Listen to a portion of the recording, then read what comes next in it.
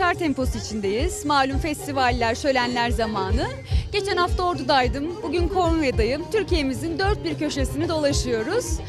Çok keyifli geçiyor. Umarım böyle güzel etkinliklerde buluşmaya devam ederiz. Dinleyicilerimizle, sevenlerimizle. Cemile'min gezdi dağlar meşeli imanım.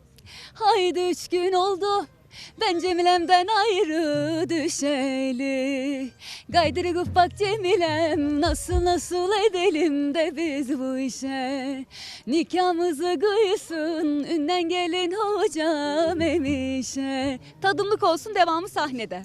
Çok teşekkür ediyoruz. Sizi sahnenize uğurluyoruz. Kolaylıklar diliyoruz. Sağ olun. Sevgiler, selamlar, hoşça kalın.